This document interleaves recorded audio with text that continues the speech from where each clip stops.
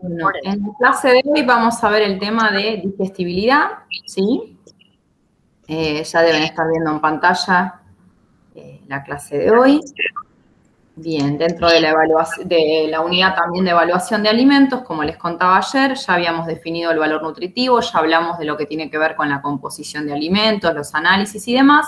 Y hoy en la sección de esta clase vamos a ver todo lo que tiene que ver con valoración biológica de los alimentos, con los conceptos de digestibilidad, las fuentes de variación de la digestibilidad, cómo se mide, y vamos a ver bastantes fotos a ver si ayuda un poco en este ciclo online. Primero vamos a definirla, a la digestibilidad, como un índice biológico que va a permitir definir el valor nutritivo de los alimentos. ¿Se acuerdan que era la primera patita justamente de las tres patas que tiene esa definición de valor nutritivo, que la dimos por Mertens de 1994, que dice que está compuesto no solamente por el valor de digestibilidad, sino por la utilización de la energía y también por el potencial de consumo que hay de ese alimento. Y la digestibilidad estaba ligada a la composición química de los alimentos. De hecho, ayer también incluso hablamos de la sigla TND como total de nutrientes digestibles y todo, y hoy nos vamos a meter un poquito más también en ese concepto.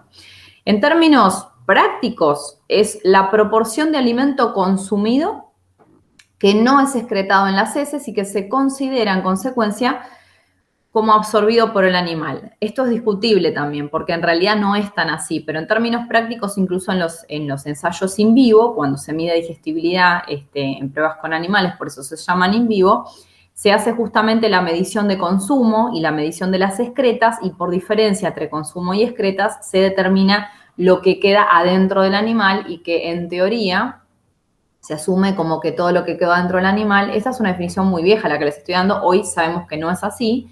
Antes se asumía que todo lo que quedaba dentro del animal era completamente absorbido. Bueno, por la bioenergética hoy nosotros sabemos que en realidad no, porque el alimento que no es excretado no necesariamente quiere decir que todos esos nutrientes y toda esa energía fue efectivamente absorbida, sino que hay procesos, por ejemplo, como las pérdidas por gases de fermentación y demás, sobre todo en el caso de los rumiantes, así que bueno, eso ya se corrigió. Pero básicamente en la práctica, para cuantificarlo, sobre todo en los ensayos in vivo, se hace esa diferencia entre consumido y excretado. Aquí tienen la determinación de la que les estaba contando, la digestibilidad medida como porcentaje. Se pesa, digamos, se mide, se cuantifica el consumo, que el consumo, una forma muy simple de medir el consumo, que lo pueden hacer también no solamente se hacen ensayos, también se puede hacer en muchos trabajos a campo. De hecho, nosotros lo hacemos en la parte técnica para poder cuantificar cuánto están comiendo los animales. Se pesa lo que se le ofrece a los animales, ¿sí? Y a las 24 horas el remanente que queda de eso que se ofrece. Entonces, la diferencia entre lo que se ofreció y el remanente que queda, corregido, por supuesto, siempre por materia seca, entonces ahí tenemos el valor del consumo de materia seca. Se cuantifican, se recolectan las heces también, todas las excretas de los animales, también se pesa en materia tal cual, se corrige por la materia seca porque esa es evaluación del coeficiente de materia seca, y dividido el total de consumo por 100 nos da el porcentaje de digestibilidad. Como les decía antes, es la diferencia entre lo que come y lo que excreta. Y acá se saca en porcentaje, pero lo podemos también tener como coeficiente. ¿En qué casos tengo el coeficiente de digestibilidad? Sin multiplicar por 100, me da un 0, algo, ¿sí? Habíamos charlado incluso de usar los coeficientes de materia seca para evitarnos tantas reglas de 3 cuando hagamos los pasajes de tal cual a base seca. Bueno, el coeficiente de digestibilidad nos va a ser muy, muy útil cuando lo apliquemos, por ejemplo, en el esquema de partición de la energía, que es el tema que sigue. En el caso de las aves, dado que las heces y la orina salen directamente por el mismo lugar, por la cloaca, no se puede separar las heces de la orina. Entonces, para medir digestibilidad se tiene que marcar el ácido úrico, la concentración de úrico en orina. Entonces se hace esa corrección, digamos. Pero es el caso particular de las aves porque, como excretan todo por el mismo lugar, no se puede específicamente separar. Por lo tanto, las pruebas de digestibilidad en las aves son diferentes a cómo se hacen en el resto de los animales, que podemos medir la diferencia entre consumido y excretado. Entonces hay que hacer la separación química de las heces por un lado, midiendo el nitrógeno específico en orina, que es por ácido úrico, y en el caso de las heces, se hace por proteína verdadera. ¿Cuál es la diferencia entre dos conceptos? Ahí nosotros recién yo les contaba, bueno, en términos prácticos es esto y esto. Esa sería lo que llamamos la digestibilidad aparente, que es básicamente hacer esa resta, y la digestibilidad aparente, de alguna manera, nosotros nos vamos a encontrar en las excretas no solamente material que no fue digerido, ¿sí?, de lo que comió el animal, sino que muchas veces tenemos en las excretas, de hecho siempre se tiene en las excretas, por ejemplo, mucus, descamaciones del intestino, nitrógeno endógeno, etcétera, que no proviene de lo no digerido del alimento. Entonces, eso también se puede medir, se puede cuantificar cuánto de lo que se encuentra en las heces no proviene de la no digestión del alimento. Y ahí es donde aparece la digestibilidad en términos reales. La digestibilidad real de un alimento es justamente descontarle a las excretas todos los componentes de origen bacteriano y de origen endógeno. Y cuantitativamente siempre nos da mayor que el valor aparente. Por ejemplo, en la digestibilidad real del nitrógeno que se puede calcular, se cuantifica el nitrógeno consumido, porque siempre a toda la materia seca se le pueden hacer todos los análisis químicos. Entonces, por ejemplo, nosotros tenemos la cuantificación del consumo por diferencia entre oferta y remanente. Perfecto. Nos llevamos al laboratorio, ¿sí?, de evaluación química, hacemos todos los análisis y podemos tener cuánto consumió de nitrógeno, cuánto consumió de extracto etéreo, cuánto consumió de FDN, cuánto consumió de FDA y así sucesivamente. Lo mismo podemos hacer con las heces. En las heces se puede cuantificar justamente nitrógeno, fibra, extracto etéreo, todo lo que nosotros queramos cuantificar. Incluso se hace también para almidones, para otros análisis. Restando el nitrógeno consumido, por toda esta terminología, no solamente las heces, el nitrógeno de las heces, sino también el nitrógeno endógeno, que se puede medir, dividido el nitrógeno consumido, tenemos el valor real de la digestibilidad del nitrógeno. ¿Cómo? Porque a las heces hay que restarle, por ejemplo, el nitrógeno proveniente de bacterias. Podemos restarle, si estamos haciendo materia seca total, la digestibilidad de materia seca total, podemos restar todo lo que son descamaciones de intestino y mucus y esas cosas que pesan en las heces, pero que no son material no digerido. Entonces, ¿qué pasa cuando achico este número? O sea, a las heces le resto esto, este término de este lado se me hace un número más chiquitito. Por lo tanto, si a esto le resto algo más chiquitito que lo que le restaba antes, me va a terminar dando finalmente un numerador más alto, ¿sí?, en términos numéricos. Entonces, cuando el numerador es más alto, la digestibilidad real es más alta. Siempre la digestibilidad real de un alimento da mayor que la digestibilidad aparente. ¿Es fácil de medir? No. Hay que ir al laboratorio, hay que hacer justamente todas las correcciones y análisis del material endógeno. En general, lo que van a ver ustedes reportado en los análisis en muchos ensayos, generalmente es la digestibilidad aparente cuando se hacen los ensayos in vivo, salvo que explique que hacen el análisis puntualmente de material endógeno. ¿Cuáles son las fuentes de variación de la digestibilidad? Bueno, tenemos como tres grandes grupos. Vamos a tener los factores que dependen del alimento, los factores que dependen puntualmente de la especie y aquellos que dependen del nivel de alimentación de los animales, específicamente del consumo. ¿Por qué? Muchas veces lo que sucede es que cuando aumentan las tasas de consumo, los niveles de consumo, genera un aumento en la tasa de pasaje por todo el tracto gastrointestinal, tanto en los rumiantes como en los monogástricos, y lo que empieza a pasar es que los alimentos están menos tiempo en los sitios de digestión y de absorción. Entonces, al estar menos tiempo expuestos a enzimas degradativas y demás, lo que va a pasar es que cuando aumentan mucho los niveles de consumo y aumentan mucho las tasas de pasaje, al estar menos tiempo expuesto a enzimas, cae la digestibilidad de los alimentos. Si nos metemos un poco para ver el alimento como fuente de variación, vamos a tener todos estos que están acá. Voy a desarrollar mucho más el tema de la composición química con los componentes de la pared celular.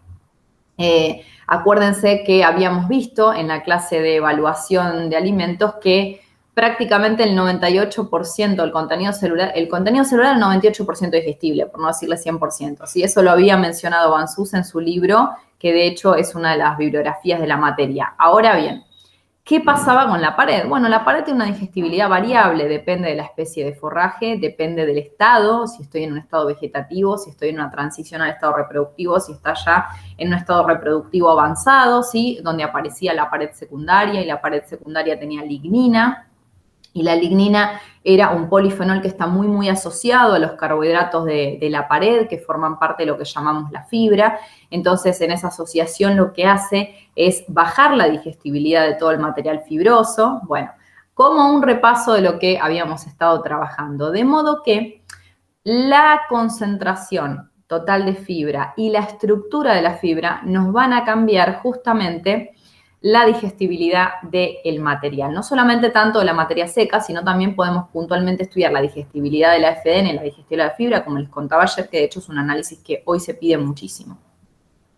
El tamaño de partícula de alimento también va a influir. Cuando empezamos a achicar los tamaños de partícula, ¿qué empieza a pasar? Hay una mayor superficie de contacto del alimento, aumentan los puntos de contacto con todas las enzimas digestivas, ya sea que son las enzimas que liberaron las bacterias en el rumen, en el caso de los rumiantes, o incluso las enzimas que tenemos más adelante, ya sea el abomazo, sea la entrada al duodeno con todas las enzimas que descarga el páncreas, las enzimas mismas del intestino.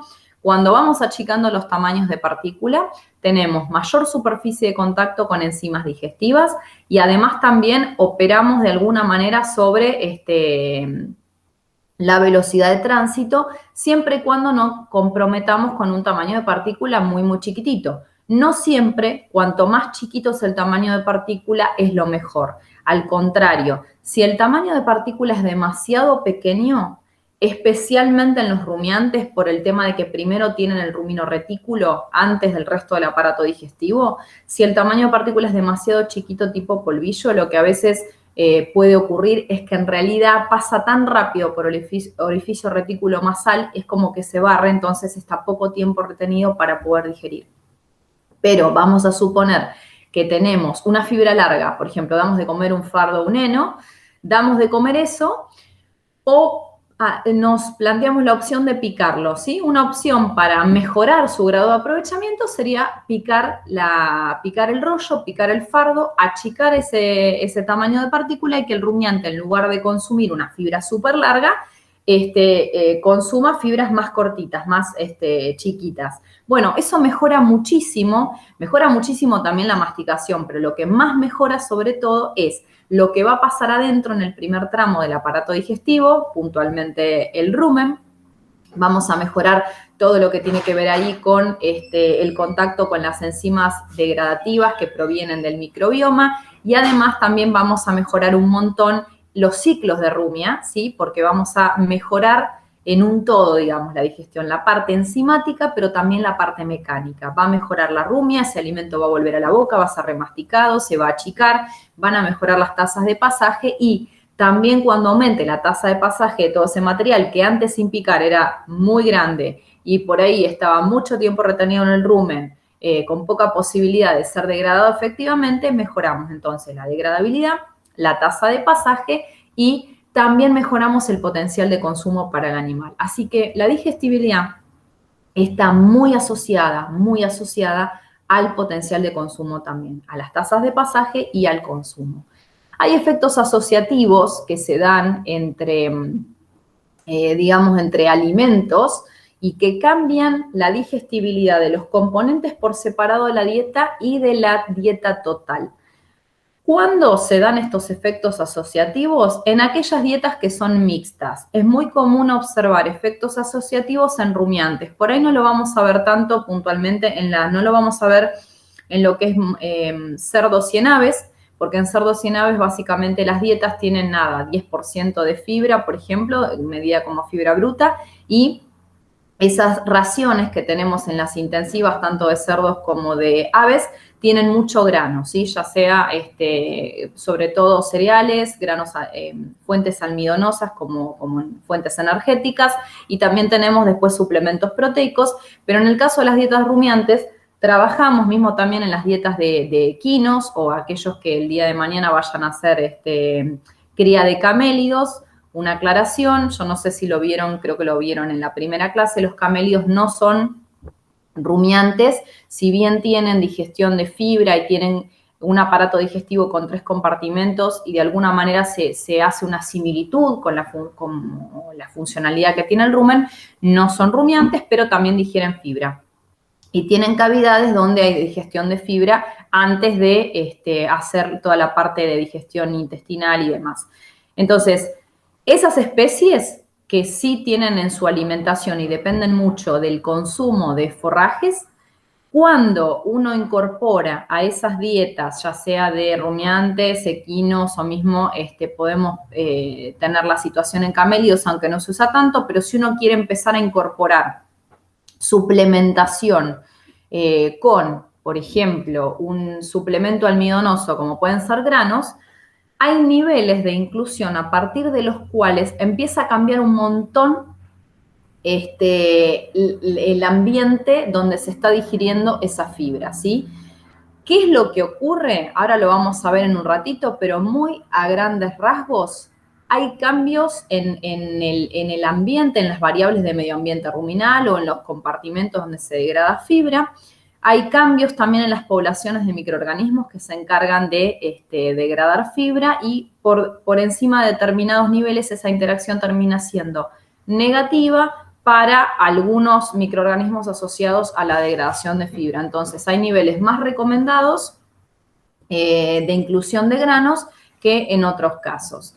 Estos efectos asociativos se dan siempre en dietas mixtas, donde los alimentos de la dieta son bastante diferentes en composición química. Ejemplo, dar una fibra que es prácticamente carbohidrato estructural contra dar un suplemento almidonoso que justamente es almidón. Entonces, de alguna manera son en combinación bastante disruptivos, ¿sí? Al principio puede haber un cierto sinergismo de que mejora la digestibilidad de la dieta total, sí es cierto, pero a partir de determinados niveles puede ser detrimental.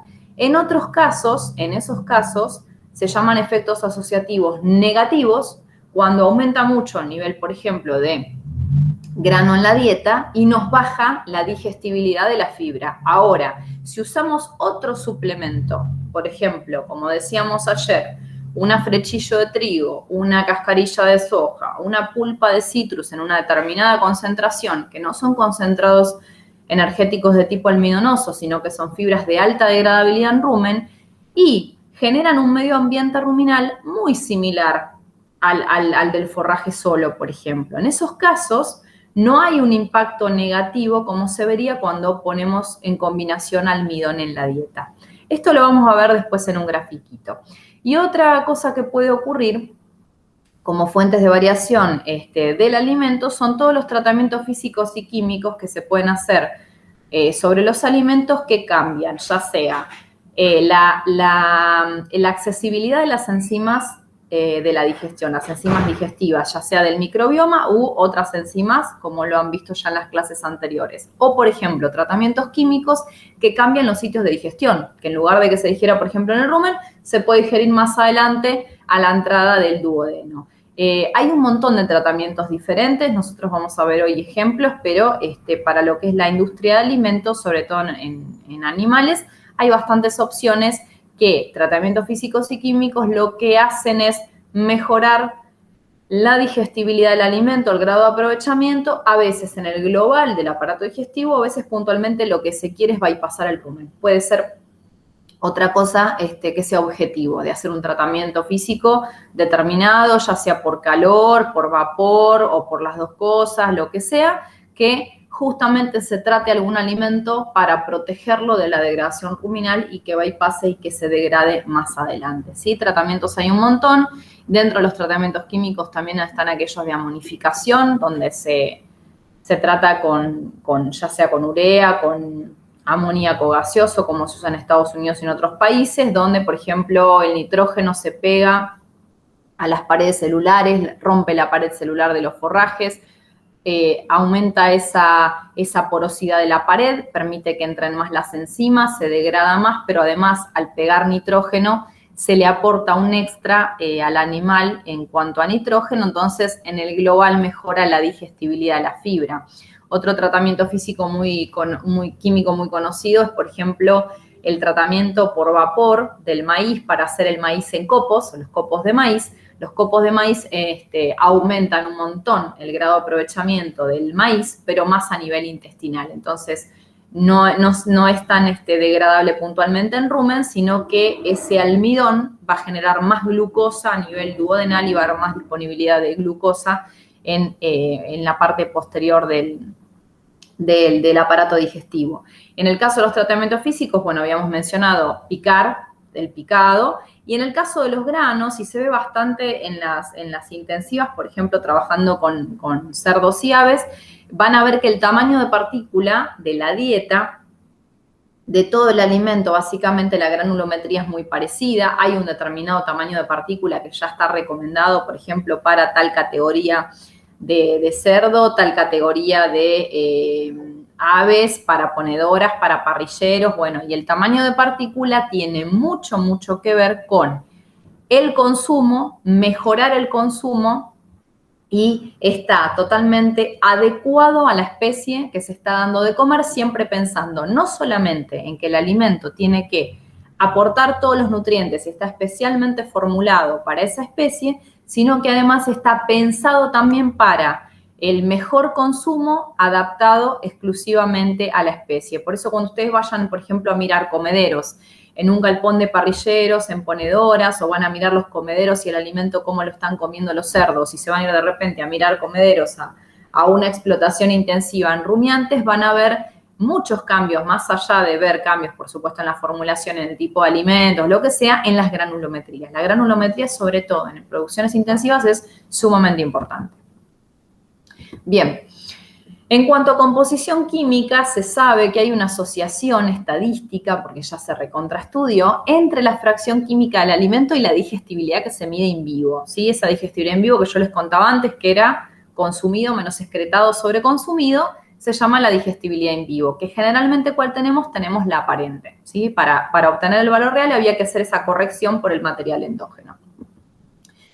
Como se hicieron muchas ecuaciones de regresión a lo largo del tiempo, pero les estoy hablando desde la década del 60, que se empiezan a publicar un montón de datos que relacionan componentes de la pared celular con el valor de digestibilidad. Por ejemplo, efecto de la FDN sobre el valor de digestibilidad, efecto de la FDA sobre el valor de la digestibilidad, la LDA sobre la digestibilidad. Siempre la digestibilidad como respuesta a niveles incrementales de determinada fracción analítica de la fibra, ya sea FDN, FDA o LDA.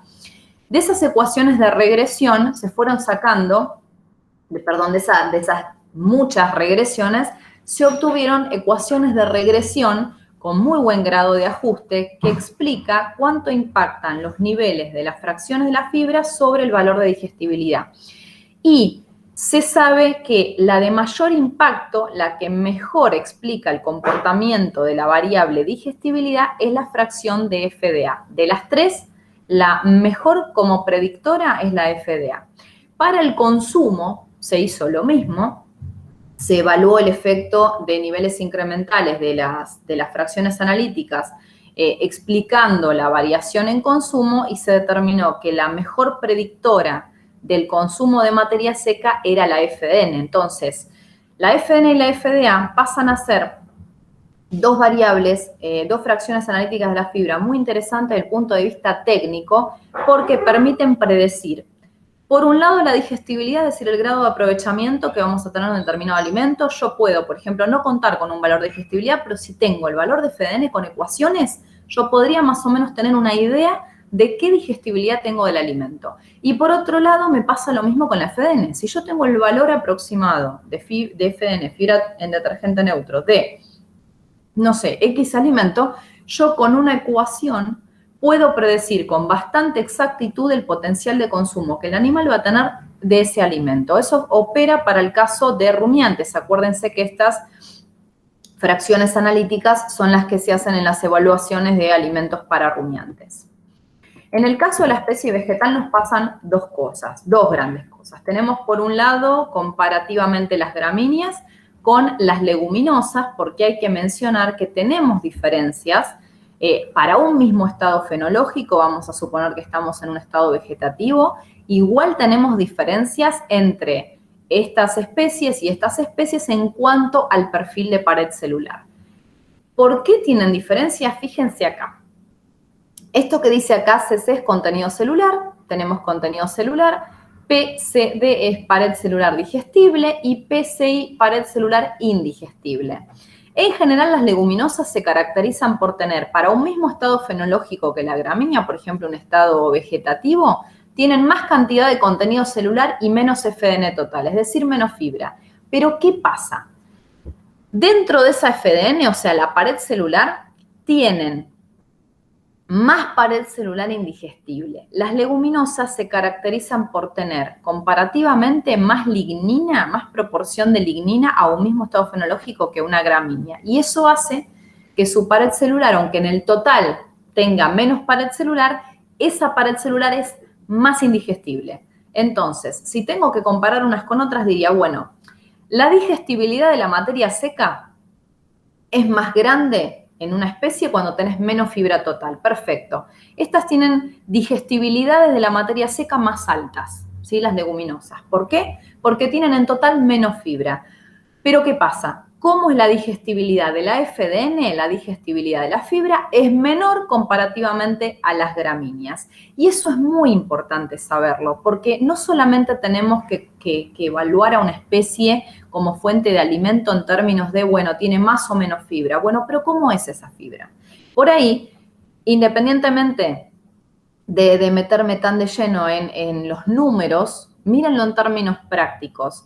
Yo puedo hacer una muy buena utilización de las gramíneas, aunque sepa que tengo mayores niveles de FDN, pero esa FDN de repente tiene una digestibilidad alta. ¿Y qué animales podían hacer uso de la fibra y que la degradan parcialmente? Bueno, los rumiantes, los camélidos, los equinos hacen degradaciones de la fibra. Entonces, si tenemos fibras de buena digestibilidad, entonces tenemos disponibilidad de nutrientes porque esos animales van a poder hacer aprovechamiento de estos materiales. Entonces, siempre que se hagan evaluaciones de alimentos tenemos que tener en cuenta no solamente la digestibilidad de la materia seca, sino tener en cuenta la digestibilidad de la fibra, cómo es la estructura de la fibra, porque nos va a dar una idea de cuál es el potencial de aprovechamiento.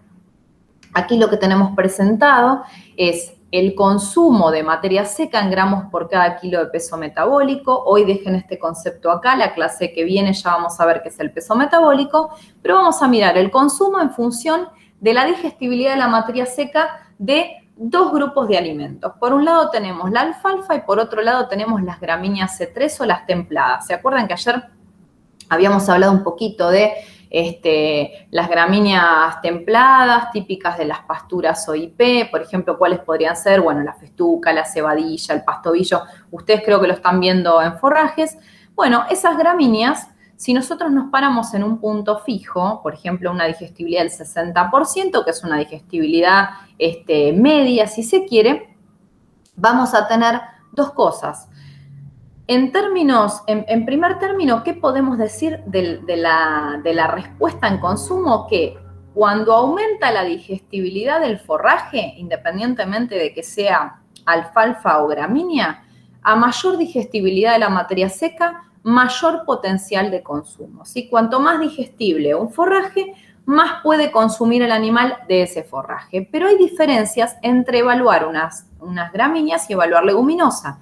Parándonos en un mismo valor de digestibilidad del 60%, ¿por qué razón el animal puede comer más de la alfalfa a un mismo valor de digestibilidad? Y bueno, básicamente porque habíamos visto en el gráfico anterior que qué pasaba con esa gran diferencia que teníamos. Bueno, típicamente las leguminosas tienen menos FDN, ¿sí? A un mismo estado fenológico y encima estoy parada a un mismo nivel de digestibilidad. En una digestibilidad del 60%, la gramínea tiene mayor concentración de FDN, más pared celular, y la FDN era de las tres fibras analíticas la que más limitaba el consumo y de hecho por eso se usa como predictora del consumo en rumiantes.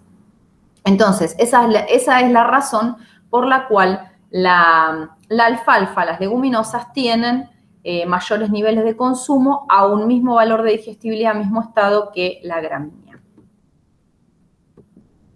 En este trabajo lo que hicieron estos investigadores fue estudiar, por ejemplo, dos tipos de híbridos de sorgo para silaje. Evaluaron a los BMRs, que son aquellos que tienen menos concentración de lignina, y los sorgos comunes, los no BMR. Lo que ellos veían era que había diferentes valores de digestibilidad para digestibilidad de la fibra, digestibilidad de la FDN, esto lo tienen en inglés, yo se los cuento rapidito. En los sorgos BMR tenían cerca de un 50% de digestibilidad de la FDN, cuando en los controles tenían cerca de 40%. Estos 10 puntos porcentuales de diferencia en la digestibilidad de la fibra a ellos les daba algo bastante significativo e interesante en cuanto al potencial de consumo. Dry matter es la sigla en inglés para consumo de materia seca en kilos por día, y entonces estas vacas lecheras que comían esos sorgos que tenían 10% más de digestibilidad de la fibra, ganaban en 2 kilos de consumo, y después en el trabajo haciendo los balances de energía y haciendo las mediciones en leche, tenían también, por ese incremento en 2 kilos de materia seca e incremento en el consumo de energía, ganándole con la digestibilidad de la fibra, tenían más producción de leche en aquellas vacas que ganaban en consumo. Y les dije que íbamos a hablar de los efectos asociativos, con lo cual vamos a terminar este primer bloquecito. Los efectos asociativos, es importante saber que los coeficientes de digestibilidad de una dieta mixta no son iguales. La digestibilidad de dieta mixta no es igual a ser el promedio de las digestibilidades de cada alimento por separado, ¿sí? No son equivalentes. ¿Por qué? Porque adentro del aparato digestivo del animal va a haber interacciones que tienen que ver con el medio ruminal, el medio donde se están digiriendo los alimentos, que da cambios fisiológicos que hace que esas interacciones hace distintos grados de aprovechamiento de los alimentos cuando están combinados con otros. Entonces, para cuando evaluemos dietas combinadas, siempre hay que tener el valor de la dieta y prestar atención al valor de la dieta y no intentar hacer promedios con los alimentos por separado, porque caeríamos en un error bastante grande.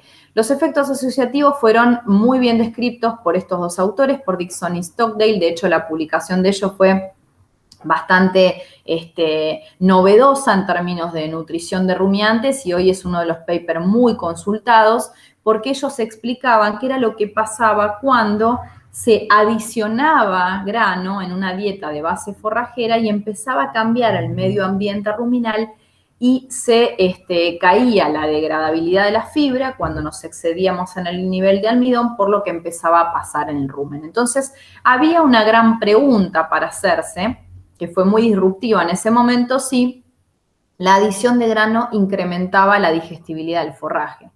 ¿Qué era lo que se veía? Bueno, había al principio una respuesta positiva, de hecho la hay, porque ¿por qué se usa tanto el grano en suplementación? Cuando se incorporan las suplementaciones con granos, los niveles de productividad aumentan notablemente. Entonces, hasta cierto nivel tenemos respuestas muy, muy significativas sobre el aprovechamiento del forraje base, de hecho se mejora, pero a partir de determinado punto es detrimental para la digestibilidad del forraje. Y bueno, y los trabajos que siguieron después de los primeros trabajos de la década del 80, de Byers, respecto a efectos asociativos, hablaban de qué tipo de grano se está usando. Dependiendo del grano, depende cuánto se aprovecha a nivel rumen o cuánto se aprovecha más adelante, de la especie de forraje de la que estemos hablando y de la cantidad que se usa de cada uno en las dietas. Por ejemplo, había otro trabajo donde adicionaban grano de sorgo a heno de alfalfa o a ryegrass, y como estos diferían en los contenidos de FDN y en la digestibilidad de la fibra, no era la misma respuesta, por ejemplo, que se obtenía con la adición de grano en un forraje de peor calidad respecto a uno de mejor calidad. Había una mejor respuesta frente a forrajes de menor calidad en el global de la dieta. La dieta mejoraba mucho más. ¿Por qué? Porque también se habla de otra situación en los efectos asociativos, que es la competencia por calidad. y que de hecho lo vamos a ver en las clases de suplementación. Ustedes van a ver que hay efectos que se llaman efectos de sustitución o efectos de sustitución, de adición con sustitución, cuando tenemos forrajes de muy buena calidad adicionándoles granos. Hay como una especie de competencia por calidad y el animal empieza a dejar de comer más de ese forraje de muy buena calidad porque empieza a competir energéticamente en la calidad con la adición de los granos. Ahora, cuando los forrajes son de baja calidad, la adición de grano en realidad no hace que compitan en calidad estos dos, sino que esa adición de grano mejora tanto el nivel energético que hay como una mejora incluso en el consumo de este forraje base. Vamos a ver en la clase de consumo que la regulación del consumo no es solamente un término de llenado y de volumen, sino que tiene que ver también con un control metabólico en términos de energía. Por eso empiecen a relacionar conceptos. Miren lo que pasa aquí. Acá tenemos la digestión de la materia seca de la ración, la digestibilidad de la materia seca del forraje y la digestión de grano. Esta roja sería como evaluar en este eje la digestibilidad de toda la ración, de la dieta total, el forraje más el grano. Y la curvita naranja va a ser la digestibilidad de la materia seca del forraje. En niveles de inclusión bajos de granos, ¿hasta cuánto? Hasta un 30%, 35% más o menos. Al principio se ve una acción sinérgica, un efecto positivo sobre la digestibilidad de la fibra. ¿Qué es lo que pasa? Ese aporte que hacemos de grano, de almidón, de carbohidratos rápidamente fermentecibles, activa al microbioma del rumen y activa toda la maquinaria metabólica enzimática para degradar todo. O sea, no solamente mejora la digestión de la dieta total, sino que además se mejora la digestibilidad de la fibra hasta un cierto punto, que es un punto disruptivo, donde niveles incrementales de grano en realidad hacen un detrimento de la digestión de la fibra. ¿Por qué? Porque a partir de ese 30-35% cambia tanto el ambiente ruminal en términos de pH, de concentraciones de AGV totales, incluso el pool de nitrógeno y demás, que se producen tantos cambios acá, pero muy fuertemente ligados a los perfiles de fermentación, que toda la maquinaria metabólica asociada a degradación de la fibra se empieza a frenar y es detrimental para la actividad de enzimas fibrolíticas. Por lo tanto, si bien aumenta la digestibilidad de la materia seca total porque los granos son más digestibles que la fibra, ¿sí? Por su composición química, pero la digestibilidad de la fibra cae, ¿sí? La digestibilidad de la fibra está por debajo de la digestibilidad de la ración total.